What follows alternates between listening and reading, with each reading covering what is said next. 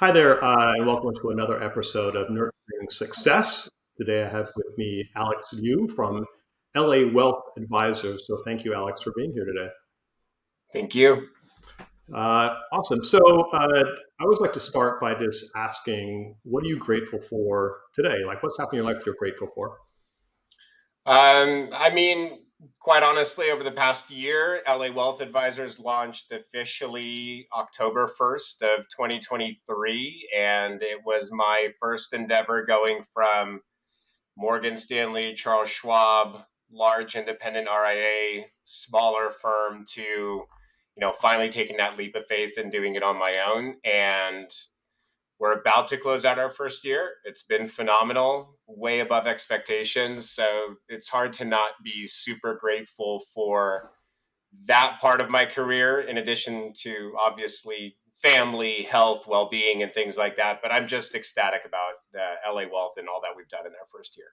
Well, I appreciate you sharing that with us because we talked the other day about kind of some of your numbers. We don't need to necessarily share the numbers, but your growth in AUM in the last several months has been impressive. You had a good book to begin with, but the fact that you've increased it by, I can't remember, like 50 or 60% has been impressive Mhm. in less than a year. So congratulations on that. And we'll come back and talk more about a little bit of that process, but I want to go to something that's way more interesting. As I was looking at your bio and sort of making sure I could touch on some key points, I noticed that you're a Schwinn-certified indoor cycling instructor, and I know that biking is one of your passions. When you can stay upright on the bike, right? Because I know sometimes you come off that bike in a rather Yeah, glorious manner. definitely. But tell me about that and how you got into that and why that's important to you, and maybe how it Uh, affects your business and how it fits in your Yeah, life. cycling for me started. I mean, it was always a cyclist, mountain biker as a high school kid. But when I got into the business and I was working at Charles Schwab, had a couple good advisory friends that rode bikes as well. That just springboarded into me taking spin classes, riding my bike all throughout LA. And then one day in a spin class, the instructor thought I had really good form Hmm. and called me up to the front of the class to show them how I don't bounce up and down on the seat and I ride properly. And I used to come to these classes wearing my actual cycling kit from the street. Um, I did one quick sitting up there and then I went to them and said, if you have room for me here, I would love to participate. I'd love to teach a class. It's always been something I'm really into. I'm a massive techno aficionado, love EDM. So all of those things combined together into spin class is a perfect recipe. And they let me do it. They gave me a class. This is about 12 years ago and been doing it now for 12 years. I'm actually teaching tonight at 6:30. I teach at the local YMCA, and that has springboarded into being on the board of the Y, participating in fundraisers. And next weekend, we have our 14th annual bikeathon, where we take all of our spin bikes Hmm. outside, and we get all of our students to participate and fundraise. And then we bring live DJs and mix music for them and ride for 4 hours straight outside, and all that money goes back to the YMCA, programs that we Sure. support for the kids and youth in the community. Wow, that's fantastic. Well, thank you. Yeah, You helped me tie it together on how it, might. yeah, I know that's not the original purpose of it. I'm sure it was, your personal passion and, a stress relief from work and everything else. And then it became. I'm sure it's gotten incorporated into business development, some other good relationships that are important to you. I didn't realize that being an aficionado of EDM was a requirement for bike riding. not necessarily, but think of every Peloton, techno class, anything or spin class that you've seen. It's that high energy music. It's that bass beat that keeps you going. I mean, something has to convince somebody to sit in a room with other people going nowhere to spin their legs for an Yeah. hour, and that music is a big key component of all of it. And I know there'll be someone that might listen to this later on. They go, "What the heck is EDM?" So electronic dance music, right? There you go. Yeah, there's the formal definition. So that's kind of fun. So you had this background, as you mentioned, between sort of these big firms, Morgan Stanley and Charles Schwab, and and so forth, and a good sized regional firm, here in our market and so forth. What motivated you to go on your own, and how did you get the guts, the confidence to go and do all that? Um, I mean, quite honestly, I think I have a big opinion on how clients should be served, and I've seen a lot of really good business models. I learned a lot of things. If I stair step it, um, Morgan Stanley and working at Schwab really taught me the investment piece of it. Working at MetLife, New England Financial really taught me the components of insurance and how that component plays in with investments. And when I worked for a larger independent RIA, really understanding what's most important to the clients, not just the investments and the insurance components, but what you bring to the table, how you organize them in the form of giving tax advice, giving liability advice, estate planning. So having cobbled all those bits together, it really got to a point where I feel like I actually have a really good defined process with clients. LA Wealth is built on that. And I wanted to take the leap of faith to implement that. And now I have all the control to serve clients exactly the way we want to. We do have a process that all clients go through. We don't cherry pick, like we do more for one client than the other. It doesn't matter the asset minimum or size of the client. Each and every person gets exactly the advice that everyone else is getting, and I've noticed that that has led to really good relationships, and people refer us right out the gate. I mean, we have new clients that come on board, and within the first month or two, we're already starting to get referrals to their friends and family. And I think that specifically for me, especially this past year, that happened in droves. I Mm. mean, we were getting referrals and referrals and referrals, and really everything that we've gotten this past year has been organic in that way. And I think that speaks to the process. So um, that's what got me to do it. I don't know if there was anything else that made me take that leap of faith specifically, but I've always wanted to um, have control over the entire process. I don't necessarily like to have a boss. I thought I would be a good leader in building out the advisory model that we had in place, and that's where we are today. Yeah, no, and I can share on a personal level. When we first met, you may or may not remember this. We were in a Mhm. conference. Well, that wasn't the first time we met, but when I actually got together, we had a meeting and talked about process and how it all worked. I mean, I was blown away by the fine detail that you laid out and what your vision was for the client experience and what someone Mhm. goes through and how it brings back and how it goes. So I can totally understand how clients that buy into that, are going to have a very high propensity to, refer you and like the work you do. And did I hear you right? Did you say you don't have company minimums? Well, we do. Typically, we're working with clients that have a $500,000 in assets or more. Our average household size, call it 1.3 Mm-hmm. million. So we do work with the mass affluent, so to Yep. speak. Yep.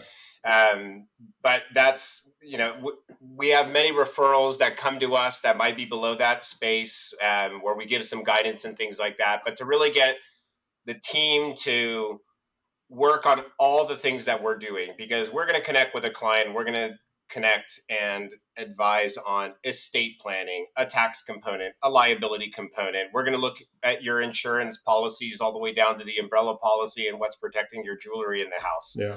um, there's so much that goes into that.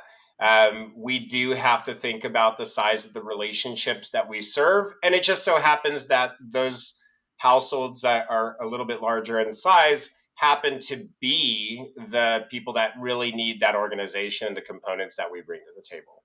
Yeah. It's fascinating. When I look at the financial services on my side of the balance sheet where we're dealing with liabilities and mortgages and so forth. You mentioned mass affluent and people that sort of aren't in finance. They hear things where people have $500,000 or $800,000 in liquid or maybe retirement accounts, and a house is worth a million and a half, whatever. Mhm. Technically they're considered quite wealthy, have high net worth, but the reality is that if you're in a high cost market with an expensive cost of living, you need serious planning, which is what you do. Right. And so we see it all the time and where it fits. Do you remember back? Is there a point in your young life where you said, "I really want to be a financial advisor"? Is there something that triggered you? Remember, like what drew you to the business? I mean, it's very, very specific.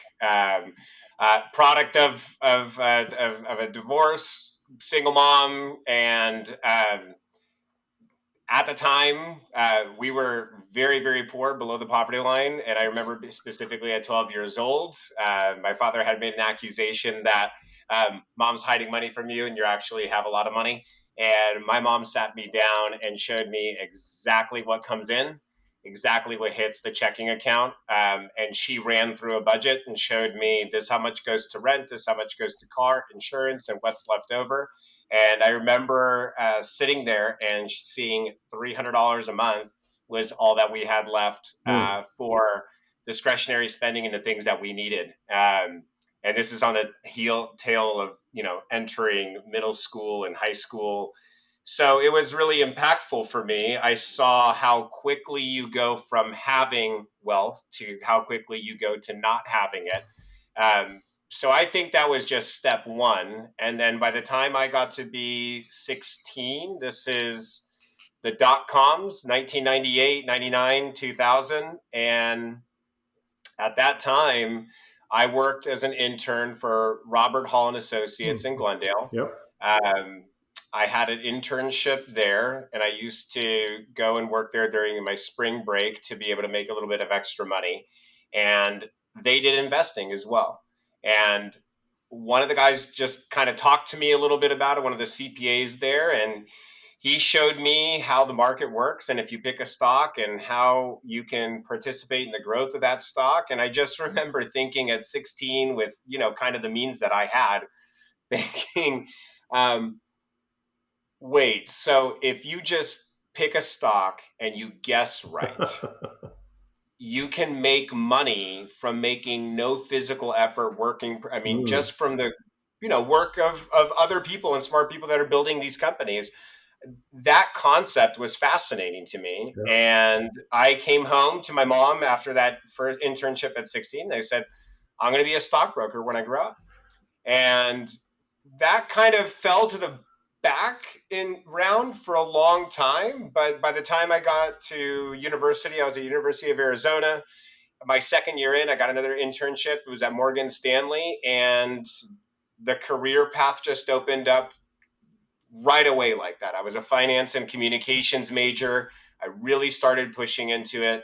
And it was at Morgan Stanley that they showed me both, kind of what a real stockbroker is today, which is more of the financial advisor, Yeah. diverse portfolios, and things like that.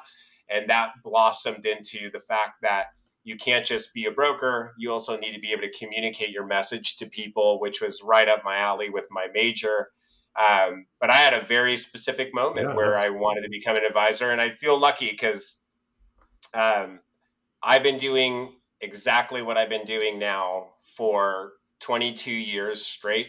I've never thought about any other career, and looking back now, it's been really difficult to get here, but it's really rewarding to finally be yeah. in a space where commanding a firm that started with this just infant idea of how to just not be broke and Yeah. feast or Well. famine kind of a start.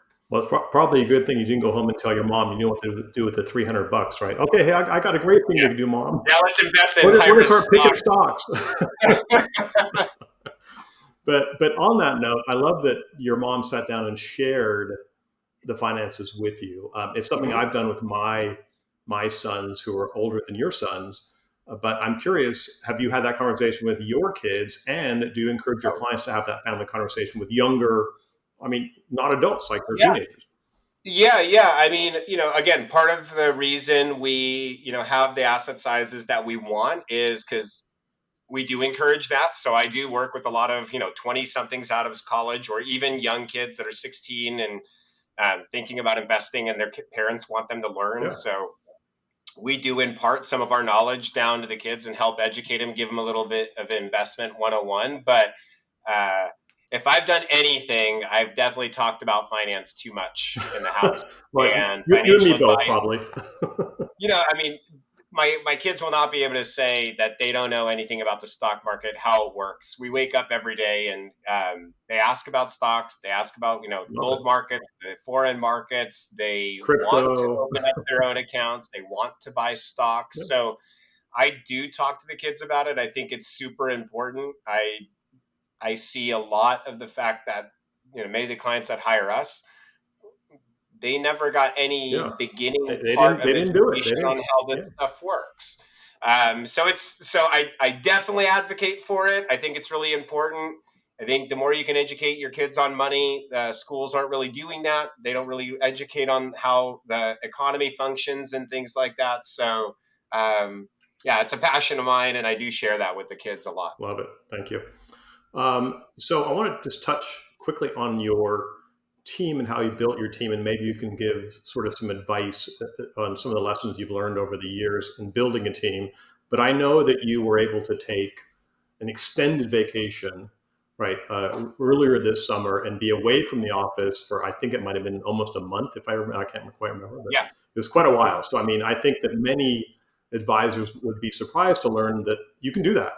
You can get away from the business, especially in the first year of growth. You took that, you went away and you did stuff, and it had to be because of your team. So tell us how. Yeah. I think the concept of the solo practitioner is just completely dead. That's the business model that I was in when I first got into the business. And you basically didn't allow anybody to speak to your clients ever. If anybody within your firm needed to speak to one of your clients, they needed permission to do so. So it was very much, it's just me. I'm the center. I do everything. I even fill out account Mm, applications and all these things. The business is completely different today. And I don't think any client that's working with a solo practitioner like that is getting what they should be getting from their advisor. Um, so, from the concept of teams, I think whoever that senior advisor is definitely laying out strategy and all the concepts of what makes the most sense for the household, not only from an investment portfolio standpoint, from a big planning, succession planning, charitable giving. All those things are things that I'm advising on, but the implementation of that is just virtually impossible sure. without a dedicated trading team, um, some support on the investment side, a CIO that can work with me to actually build and construct the portfolios. I've dedicated operations, um, compliance department, marketing department, and then also within LA Wealth, like right alongside of me. I think any good advisor needs a perfect partner that works in tandem with each and every client. So for myself, our marketing, our trading, our compliance departments are things that our clients don't see that. Maybe that lives in the background. Very important, but it lives in the background for them. But myself and my partner, Jamie, each and every client sees us both at the same time, almost every time, unless I'm just having some one off conversation with them. So the way we operate is as a dedicated team. And then we have CPA relationships, our dedicated estate planning attorney. We have you on the lending side. So whenever these more complicated needs pop up, we're bringing in that professional as well, all in the scope to give the client this experience of many different experts, every single client, every single need that could have to be taken care of is done so, and we just leave no gaps, and that's impossible to do by yourself. Yeah, It used to be different, but it's impossible to do that anymore. and I appreciate you sharing that. And we don't have to go through every member of the team. If someone wanted to reach out to you and just understand a little bit more about your process and the team and your firm, I assume that's okay. Yeah, Sure. 100%, Okay. 100%. Yeah, I'm very look. I mean, I think for your typical advisor, I'm very transparent on what we're doing and how we're doing it. Clients get that as well. Clients can ask me our metrics on growth and how we're doing it, and what the process is, and how all of it works. And I have no problem sharing that. I Right. think educating people on how the business works makes them feel more comfortable. And, quite honestly, because I was able to take that trip that you were referring to, I went to Romania with my boys and I spent a month there. And because of the pandemic and how we're connecting now via Zoom, Other than a 10-hour time difference, there was no issue working sporadically in the evening. Dedicated a week while I was there to actually be more in the office. And that allowed me to stay really connected to the business. I never really get disconnected from it anymore, which some people might argue is a little unhealthy, but I really love what I do. So I don't feel like I ever need a break from my dedicated work. I just do what I do. And now I can do it in a forum where I'm either here or or there, and wherever, right? still doing it. Yeah, it's amazing. I mean, I don't think I shared this with you, but I took my first ever 3 week vacation in 30 some years, which I Yeah. didn't think I could do. And you're right, the pandemic changed everything, and for a lot of people. But I still think there's people that struggle with the mindset of physically being away from their place of business or their team or whatever it might be. And I can certainly share again from my experience that now you're able to do things, and it's just a mindset. The fear doesn't have to be there, so it's interesting. Everything is not going to fall apart No, if you're it not really doesn't. If you build, and you reporting have to to your have a team, dedicated obviously. office every day. Yeah. Um, well, great. You mentioned liabilities a couple times. You do some liability management, and I appreciate being part of your team and part of the resources you offer out to your clients. I mean, how do you view liability management? What's it? How's it incorporated into your practice? Well, because we connect with clients on everything, right? Obviously the biggest end goal, even if you're young or, making your way there is, eventually retirement. How am I living off of my assets? What are my assets going to do for me later? So when we look at a client's scenario, we're looking at their debt structures. We're looking at, what are you on that second property? I mean, we have a lot of clients with income properties and different things like that. We have to incorporate in some way what are the most interesting ways to work with your debt, make sure it's structured the proper way. A lot of times clients want to extend themselves out a little bit more, so we have to get creative, and that's where I stop and then you come into play. One of the things that I've really enjoyed from the very beginning, j- just right off the bat, between different liability advisors, mortgage brokers that approached me in the past, it's always just been, you know, rate lock. This this is it, and interest rate, and that's my value add. Um, it's so much more complicated than that. And one of the things that you do that I've not seen really replicated is you use almost like a proposal tool and a roadmap the way we would, where we say, look, here's your current debt situation. Here's this other product. If we blend this product and that product together, here's your break even point. Here's kind of the boogeyman of this.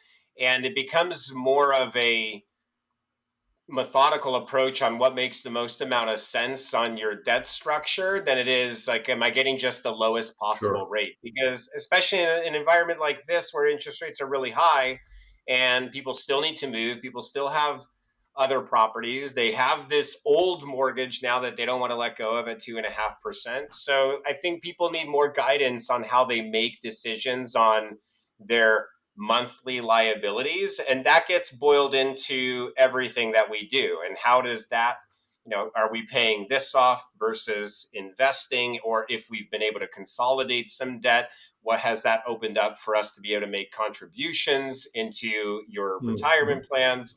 We have to consider those things as part of it, and it's way easier working with you on that, because I can basically say, here's kind of a proposal of where we stand. If we take actions X, Y, and B, it'll put you in this scenario. So we can make some decisions that go way beyond, am I getting a better interest rate? Because rates can be good, but then the client doesn't have that tangible piece of, what does it look like for me 5, 6, 7 years Yeah. out if I've made this decision? And that's what you guys have always done for us, and that's why you became, early on, our dedicated partner on the liability side. Well, I appreciate it. I appreciate working with you, and thank you for the description of what we do. You probably better than what I could have said, so that's great. Because I do think that people don't understand the impact that sort of the proper management of liabilities and debt in your mortgage really does affect the other side of the balance sheet, and you can grow wealth much quicker if you reduce the cost of borrowing on one side, right? So, it's a living thing. It's not a one-time static decision. It's always changing. So thank you for that. Well, good. I want to wrap up here. I want to give you sort of the last word, Alex. And if you have any words of advice for people, or just something you want to kind of share with the world, what's on your mind, and where do you want to finish up here? Oh, yeah, I'm better with prompted questions but I am a good free thinker. I'm just very, very happy with what we've done with LA Wealth. Um, I've always wanted to take my career here and build something, and I think now I'm seeing that we've done it. I do think there's a lot of headwinds for advisors going forward, and where AI and some of the different technologies that are out there today will have a significant impact on our business. But I'm excited to try to keep up with it, and I'm excited to keep trying to innovate for clients and continue to give them everything that they should be getting for the best quality price and the most fair price as well. That's one of the things that I think we do quite a bit better than others, in the sense that we do a lot for the same advisory fee that a lot of other clients are paying to people that are just specifically focused in one part of the space, or maybe just in investments. Um, so all I have to say is this is an exciting time. I'll see what we look like in the next like 5 years or so. But I have no other kind of That's great. high level guidance for people or anything like that. Well, I think you said it. We're in a world of change right now. We've got AI, we got technology, but you still need the human element, right? Yeah. And you guys have it dialed in. So thank you for the work you do for the world. You're making a difference. And thank you very much. All right. Awesome. Thank you, John. See you. Appreciate Take it. care. Bye.